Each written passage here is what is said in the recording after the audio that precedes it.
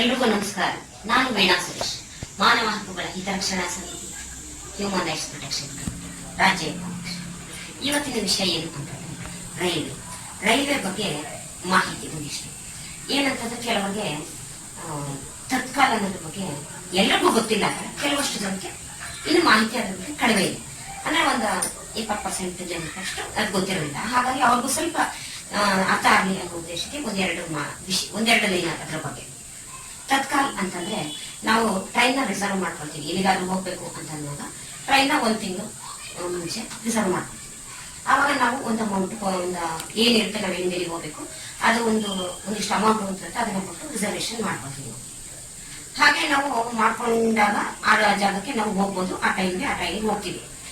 ಆದ್ರೆ ಕೆಲವರು ಏನಾಗುತ್ತೆ, ಇದಕ್ಕೆ ಹೋಗ್ಬೇಕು ಅಂತ ಅನ್ಕೊಳ್ತಾರೆ. 1 ವಾರ 3 ದಿನ ಮುಂಚೆ ಹೋಗ್ಬೇಕು ಅಂತ ಅನ್ಕೊಂಡಾಗ ಅವ್ರಿಗೆ ನಾವು ಟ್ರೈನ್ ರಿಸರ್ವ್ ಮಾಡ್ಕೊಂಡಿಲ್ಲ, ಏನ್ ಮಾಡೋದು ಅನ್ನೋದ್ರ ಒಂದು ಯೋಚನೆ ಬಂದಾಗ ತತ್ಕಾಲ್ ಅನ್ನೋದು ಒಂದು ಆಪ್ಷನ್ ಇದೆ, ರೈಲ್ವೆ ಅವರು ಕೊಟ್ಟಿದ್ದಾರೆ. ಹೇಗೆ ಅದನ್ನ ರಿಸರ್ವ್ ಮಾಡ್ಕೊಳ್ಳೋದು ಅಂತಂದ್ರೆ, ಅದು ತತ್ಕಾಲ್ ಅನ್ನೋದು 1 ದಿನ ಮುಂಚೆ, ಅಂದ್ರೆ 24ನೇ ತಾರೀಕು ನಾವು ಹೋಗ್ಬೇಕು ಅಂತ ಅನ್ಕೊಂಡ್ರೆ 23ನೇ ತಾರೀಕು ಬೆಳಗ್ಗೆ 10 ಗಂಟೆಗೆ ತತ್ಕಾಲ್ ಓಪನ್ ಆಗುತ್ತೆ. ಅದರಲ್ಲಿ ಒಂದಷ್ಟು ಸೀಟ್ಗಳನ್ನ ಅನೌನ್ಸ್ ಮಾಡ್ತಾರೆ. ಅದನ್ನ ನಾವು ಟ್ರೈನ್ ಬುಕ್ ಮಾಡ್ಕೋಬಹುದು. ಹೇಗೆ ಅಂತಂದ್ರೆ, ಒಂದಿಷ್ಟು ಅಮೌಂಟ್ ಹೆಚ್ಚಿಗೆ ಕೊಡ್ಬೇಕಾಗುತ್ತೆ ತತ್ಕಾಲ ಮಾಡ್ಕೊಂಡಾಗ. ಆ ಅಮೌಂಟ್ ಕೊಟ್ಟು ನಾವು ಅದನ್ನ ಟ್ರೈನ್ ಬುಕ್ ಮಾಡ್ಕೊಂಡು ಹಾಗೆ ನಾವು ಅದನ್ನ ಕೂಡ ಉಪಯೋಗಿಸ್ತೀವಿ. ಹಾಗೆ ಇನ್ನೊಂದಿದೆ REC ಅಂತ, ರಿಸರ್ವೇಶನ್ ಎಗೇನ್ಸ್ಟ್ ಕ್ಯಾನ್ಸಲೇಷನ್ ಅಂತ ಹೇಳಿ. ಇದು ಏನು ಅಂತಂದ್ರೆ, ನಾವು ಇದನ್ನ ಟಿಕೆಟ್ ನ ರಿಸರ್ವ್ ಮಾಡ್ಕೋಬಹುದು, ಬಟ್ ಅದು ಕ್ಯಾನ್ಸಲ್ ಆಗೋದಿಲ್ಲ. ಅದನ್ನ ಹೇಗೆ ನಾವು ಯೂಸ್ ಮಾಡ್ಕೋಬಹುದು ಅಂತಂದ್ರೆ, ಶೇರಿಂಗ್ ಚೇರ್ ಅಂತ ಹೇಳ್ತೀವಿ. ಹಾಗಾದ್ರೆ ಒಂದು ಸೀಟಲ್ಲಿ ಇಬ್ರು ಕೂತ್ಕೊಂಡು ನಾವು ಟ್ರಾವೆಲ್ ಮಾಡಬಹುದು. ಆ ಒಂದು ಆಪ್ಷನ್ REC ಅಂತ. ಮತ್ತೆ ಇದನ್ನ ಬಿಟ್ಟು ಇನ್ನೊಂದು ವಿಷಯಗಳಿಂದ ಒಂದಷ್ಟು ಉಪಯೋಗಗಳಿದೆ ನಮಗೆ ರೈಲ್ವೆ.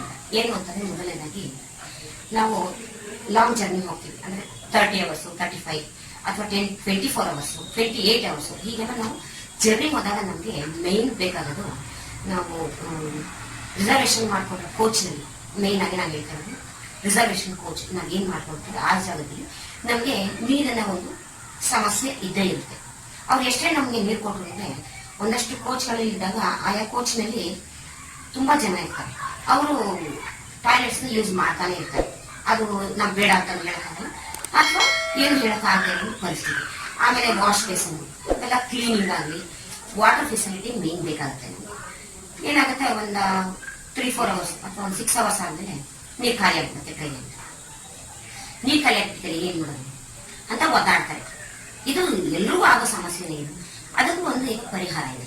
ಏನ್ ಮಾಡಬಹುದು, ನಾವು ಟ್ರೈನ್ ಟ್ರಾವೆಲ್ ಮಾಡುವಾಗ ಯಾರನ್ನು ಕೇಳಕ್ಕಾಗೋದಿಲ್ಲ, ಟಾಯ್ಲೆಟ್ ಅಲ್ಲಿ ಏನ್ ಮಾಡೋದು, ಸ್ಮೆಲ್ ಬರ್ತಾ ಇದೆ, ಗಲೀಜಿದೆ ಅಂತ ಅನ್ಕೊಂಡಾಗ ನಾವು ಅದರದ್ದು ಒಂದು IRCTC ಅಂತ ಒಂದು ಆಪ್ ಇದೆ. ಆ ಆಪ್ ನಲ್ಲಿ ನಾವು ಕಂಪ್ಲೇಂಟ್ ಮಾಡಬಹುದು. ನಾವ್ ಎಲ್ಲಿರ್ತೀವಿ, ನಮ್ದು ಸೀಟ್ ನಂಬರ್ ಮತ್ತೆ ಟಿಕೆಟ್ ನಂಬರ್ ಎರಡನ್ನೂ ಹಾಕ್ಬಿಟ್ಟು ಆಪ್ ನಲ್ಲಿ ನಾವು ಕಂಪ್ಲೇಂಟ್ ಮಾಡಬಹುದು. ಈ ಕೋಚ್ ನಲ್ಲಿ ನಮ್ಗೆ ಎಷ್ಟು S1 S3 ಯಾವ ನಾವು ಹೋಗಿ ನಮ್ದು ಕೋಚ್ ಇರುತ್ತೆ ಆ ಇದರಲ್ಲಿ ನಾವು ಮೆನ್ಷನ್ ಮಾಡ್ಬಿಟ್ಟು ಕಂಪ್ಲೇಂಟ್ ಹಾಕ್ಬೋದು, ನೀರಿಲ್ಲ ನನಗೆ. ಅವಾಗ ಏನಾಗುತ್ತೆ ಗೊತ್ತಾ, ನೆಕ್ಸ್ಟ್ ನೀವು ಇನ್ನೊಂದು ಸ್ಟೇಷನ್ ಯಾವಾಗ ಬರುತ್ತೆ ಅಲ್ಲೇ ನಿಮ್ಗೆ ನೀರು ಕೊಡ್ತಾರೆ, ನೀರಿನ ವ್ಯವಸ್ಥೆ ಆಗುತ್ತೆ. ಇದು ಹೌದು, ನೀವು ಇದನ್ನ ಪ್ರಯತ್ನ ಮಾಡಿ ನೋಡಿ. ಮತ್ತೆ ಇನ್ನೊಂದು ಊಟದ ವ್ಯವಸ್ಥೆ. ಟ್ರೈನಲ್ಲಿ ನಮ್ಗೆ ಊಟ ಸಿಗುತ್ತೆ. ಹೇಗೆ ಅಂತಂದ್ರೆ, ಹೊರಗಡೆಯಿಂದ ಬಂದು ಯಾರ್ಯಾರು ಊಟ ಕೊಡ್ತಾರೆ, ದುಡ್ಡಿಗೆನೆ ಕೊಡೋದು, ಹಾಗೇನಲ್ಲ. ಆ ಊಟ ನಮ್ಗೆ ಸೇಫ್ ಅಲ್ಲದೆ ಇರ್ಬೋದು. ಅವ್ರು ಯಾವ್ದು ಊಟ ಕೊಡ್ತಾರೆ, ತಿಂದು ಏನೋ ಪ್ರಾಬ್ಲಮ್ ಆಯ್ತು, ಏನೋ ಒಂದು ಸಮಸ್ಯೆ ಆದಾಗ ನಾವು ಓದಾಡ್ಬೇಕು, ಏನ್ ಮಾಡೋಕ್ಕಾಗಲ್ಲ, ಯಾರು ಮಾಡೋಕ್ಕಾಗಲ್ಲ. ಆದ್ರೆ ನಾವು IRCTC ನಲ್ಲಿ ಊಟನ ಬ್ರೇಕ್ಫಾಸ್ಟ್, ಮಧ್ಯಾಹ್ನ ಲಂಚ್, ನೈಟ್ ಡಿನ್ನರ್ ಎಷ್ಟು ಕೂಡ ನಾವು ಬುಕ್ ಮಾಡ್ಕೊಂಡಾಗ ಅಥವಾ ಯಾವ್ದೋ ಒಂದು ಬುಕ್ ಮಾಡ್ಕೊಂಡಾಗ ನಮಗೆ ಅನುಕೂಲ ಇರುತ್ತೆ. ಅವರೇ ನಮ್ಗೆ ಆ ಟೈಮ್ಗೆ ಕರೆಕ್ಟಾಗಿ ಊಟ ರೈಲ್ವೆಯಿಂದ ನಮ್ಗೆ ಕೊಡ್ತಾರೆ. ಅದರಲ್ಲಿ ಇಷ್ಟು ಅಂತ ಕೂಡ ಒಂದು ಅಮೌಂಟ್ ಇರುತ್ತೆ, ಅದು ಕಾಲಕ್ಕೆ ಚೇಂಜ್ ಆಗ್ಬೋದು. ಈಗ ಇವತ್ತಿನ ವಿಡಿಯೋದಲ್ಲಿ ನಾನು ಹೇಳೋ ಟೈಮ್ಗೆ ಒಂದು ಊಟಕ್ಕೆ 130 ರೂಪಾಯಿ ಚಾರ್ಜ್ ಮಾಡ್ತಾರೆ. ಆ ಊಟ ಕೂಡ ಚೆನ್ನಾಗಿರುತ್ತೆ, ಪರವಾಗಿಲ್ಲ.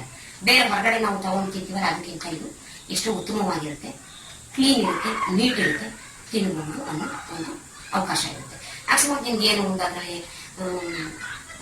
ಕ್ಲೀನ್ ಇರಲಿಲ್ಲ, ಏನೋ ಒಂದು ನಿಮ್ಗೆ ಏನ್ ಅನ್ಸುತ್ತೆ, ನಿಮ್ಗೆ ಏನು ಅದರಲ್ಲಿ ಕಂಪ್ಲೇಂಟ್ ಇರುತ್ತೆ, ನೀವೆಲ್ಲ ಬೇರೆಗಡೆ ಹೊರಗಡೆ ಏನೋ ತಗೊಂಡ್ ಬಂದು ಕೊಟ್ಟಾಗ ನೀವು ತಿನ್ನುವಾಗ ಅದ್ರಲ್ಲಿ ಏನೋ ಒಂದು ಹುಳ ಏನೋ ಬಿದ್ದಿತ್ತು ಅಂತ ಅನ್ಕೊಳ್ಳೋಣ, ಅದನ್ನ ನೀವು ಯಾರಿಗೂ ಕಂಪ್ಲೇಂಟ್ ಮಾಡೋಕ್ಕಾಗಲ್ಲ.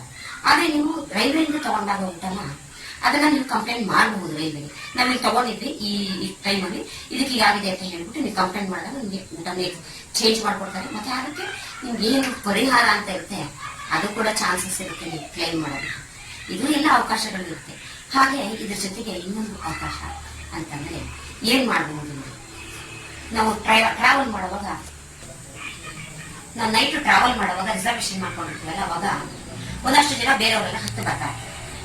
ಯಾರು ಅನ್ರಿಸರ್ವ್ಡ್ ಪೀಪಲ್ ಇರ್ಬೋದು, ಅಥವಾ ಏನೋ ನಾವು ನೆಕ್ಸ್ಟ್ ಸ್ಟೇಷನ್ ಇಲ್ಲಿ ಇಟ್ಕೊಳ್ತೀವಿ ಅಂತ ಹೇಳ್ಬೋದು, ಅವರೆಲ್ಲೋ ಹತ್ಕೊಂಡು ಬರ್ತಾರೆ.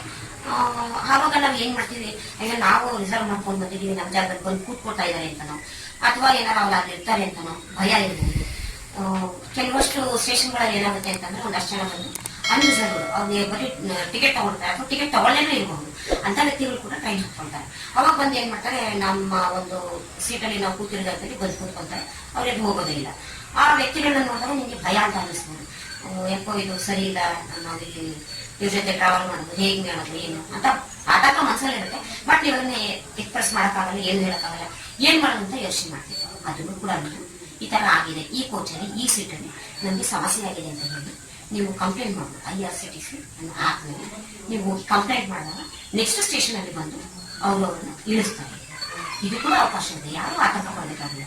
ನೈಟ್ ಕೂಡ ಮಲಗಿರುವಾಗ ಯಾರು ಆ ಬೋಗಿನಲ್ಲಿ ಅಥವಾ ಕೋಚ್ನಲ್ಲಿ ಹತ್ತೋಗಿರೋದಿಲ್ಲ. ಅದನ್ನ ವಾಚ್ ಮಾಡೋದಕ್ಕೆ ರೈಲ್ವೆ ಪೊಲೀಸ್ ಇರ್ತಾರೆ, ಅವ್ರು ವಾಚ್ ಮಾಡ್ತಾ ಇರ್ತಾರೆ. ಏನಾದ್ರು ಕೆಲವು ಸಂದರ್ಭಗಳಲ್ಲಿ ಅವ್ರೇನಾರ ಬಂದಿಲ್ಲ ಅಂತ ಏನಾರ ನಿಮ್ಗೆ ಅನ್ನಿಸ್ದಾಗ, ನಿಮ್ದೇನಾರ ಭಯ ಆದಾಗ ನೀವು ಕಂಪ್ಲೇಂಟ್ ಆ ತಕ್ಷಣನೇ ಮಾಡ್ಬೋದು. ನೆಕ್ಸ್ಟ್ ಯಾವ ಸ್ಟೇಷನ್ ಬರುತ್ತೆ ಆ ಸ್ಟೇಷನ್ ಅಲ್ಲಿ ನಿಮ್ಮ ಕಂಪ್ಲೇಂಟ್ ನ ಅಟೆಂಡ್ ಮಾಡ್ತಾರೆ. ಹಾಗೆ ಅವ್ರು ಬಂದು ನಿಮ್ಮ ಹತ್ತಿರ ಕೂತ್ಕೊಂಡು ಏನಾಗಿತ್ತು ನಿಮ್ಮ ಸಮಸ್ಯೆ, ಈಗ ನಾವು ಇದನ್ನ ಕ್ಲಿಯರ್ ಮಾಡಿದ್ವಿ, ಸಮಾಧಾನ ಆಗಿದೆಯಾ ಅಂತ ಕೂಡ ನಿಮ್ಗೆ ಕೇಳ್ಕೊಂಡು ಹೋಗ್ತಾರೆ. ಇದನ್ನೆಲ್ಲ ನೀವು ತಿಳ್ಕೋಬೇಕು.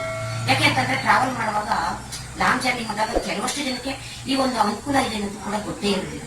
ಹಾಗಾಗಿ ಇದನ್ನು ಕೂಡ ಬಳಸ್ಕೊಳ್ಳಿ. ಒಂದು ಕಂಪ್ಲೇಂಟ್ ಮಾಡಿ ನಿಮ್ಮ ಒಂದು ಸಮಸ್ಯೆ ಖಂಡಿತ ಬಗೆಹರಿಸ್ತಾರೆ. ಪ್ರತಿಯೊಂದು ಕೂಡ ನಾವು ಉಪಯೋಗಿಸ್ಕೊಳ್ಳೋದ್ರಲ್ಲಿ ಇರುತ್ತೆ. ಹಾಗಾಗಿ ನೀವು ಕೂಡ IRCTC ಅನ್ನೋ ಆಪ್ ನ ಡೌನ್ಲೋಡ್ ಮಾಡಿಕೊಂಡು ಈ ಒಂದು ಉಪಯೋಗ ಪಡ್ಕೊಳ್ಳಿ ಅಂತ ನಾನು ಹೇಳಕ್ಕೆ ಇಷ್ಟಪಡ್ತೀನಿ.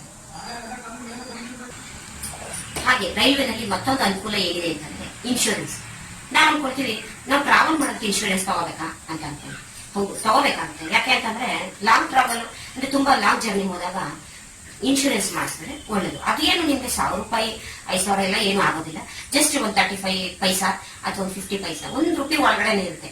ಅದನ್ನ ನೀವು ಇನ್ಶೂರೆನ್ಸ್ ಅಂತ ತಗೊಂಡಾದಾಗ ಎಲ್ಲೋ ಒಂದು ಸಣ್ಣ ಪುಟ್ಟದೊಂದು ಏನು ಒಂದು ಆಕ್ಸಿಡೆಂಟ್ ಏನೋ ಆಗತ್ತೆ ಅಂತ ಸುಮ್ಮನೆ ಅನ್ಕೊಳ್ಳೋಣ. ಆವಾಗ ಏನಾಗುತ್ತೆ, ಅದ್ರದ್ದು ಏನು ನಿಮ್ಗೇನೋ ಒಂದು ಹೆಲ್ತ್ ಏನೋ ಇಶ್ಯೂ ಆದಾಗ ಅದ್ರದ್ದು ಕೂಡ ಕ್ಲೈಮ್ ಮಾಡ್ಬೋದು. ಒಂದು ಸಣ್ಣದೊಂದು ಆಪರೇಷನ್ ಏನೋ ನಾವು ಟ್ರಾವೆಲ್ ಮಾಡುವಾಗ ಮಾತ್ರ ಈ ಇನ್ಶೂರೆನ್ಸ್ ಕ್ಲೈಮ್ ಆಗುತ್ತೆ.